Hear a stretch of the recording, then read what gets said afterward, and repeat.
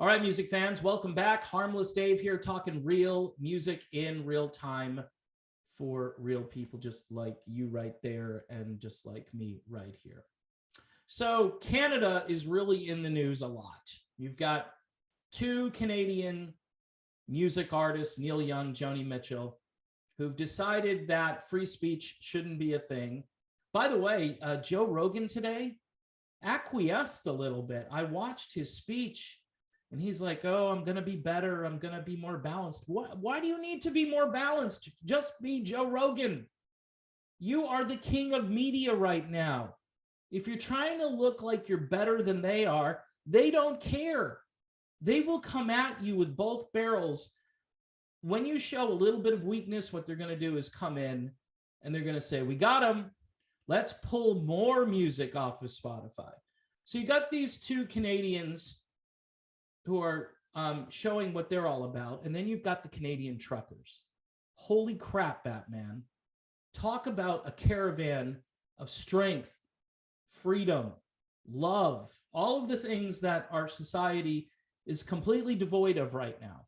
The working class showing up 45 miles worth of, whether it's thinking of Little Feat's Let It Roll, whether it's the Immigrant Song.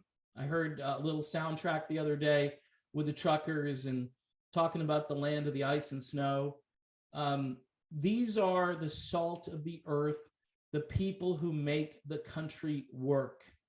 And these people do this every day. This is why you have a supply chain. And it seems, by the way, that the governments of both the United States and Canada are doing everything in their power to shut down the supply chain, right? And these truckers who don't believe in these mandates, and they want to keep their jobs, but they don't want to obey a government edict. And who can blame them? And these caravans are incredible. Coming from as far as Newfoundland and the Northwest Territory. If you know anything about Canada, it's a big place. I mean, it's a big, cold landmass. And it only warms up a little bit at the border to the United States. And that, of course, is still very cold for most Americans.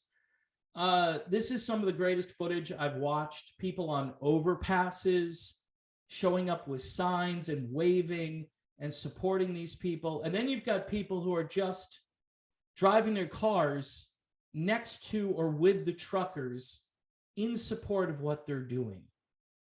Now, for you rock stars out there, I know I had a nice interview with Ted Nugent. Ted does a nifty version, nifty, better than nifty, of the Star Spangled Banner. And it chokes me up thinking about how powerful that is when he's just letting it rip. Somebody needs to grab a guitar and do the same kind of version of Oh Canada. Because to me, some of those lyrics are actually better than the Star Spangled Banner. It's what Canada used to be. I mean, I'm an old-time hockey fan, being from Boston, the Bruins against the Canadiens. Some of the greatest hockey games ever played. I was a little kid when it was Bobby Orr and Jacques Plante. I mean, I can name a few of the players still. It never goes away. Guy Lafleur, all these guys who are just amazing athletes. And that was like, to me, the golden era. The big bad Bruins, and then the Canadians would come into town and they'd ruin your day. You'd be like, we're supposed to beat this team. Canada is just a great country with so many great citizens. Don't mistake the government of Canada with the citizenry, the population of Canada. Canada has their own deplorables, and they're in those trucks, and they're going to change the world. So some rock star out there needs to grab a guitar and play Oh Canada as a tribute to what these Canadian truckers are doing. You guys have my 100% support. I totally love you guys. It's inspiring. I think the American truckers need to think about maybe heading to Washington, D.C., even though some of these mandates have been lifted. You elect politicians like in Virginia, and the school board says, so what? And they try to institute the same mandates, even though they've been canceled. This has gone on too long. This BS has got to stop, to quote one of my favorite songs these days. So yeah, totally blown away by the Canadian truckers. If you haven't seen some of this footage, well, it's because the news media isn't covering it. Shocker, right? Not a big deal. And then you got Trudeau coming out there saying, oh, this is a fringe group. A fringe group? Mothers and fathers, sons and daughters driving trucks? That's a fringe group? You people are losing your minds. You elitist politicians are out of control.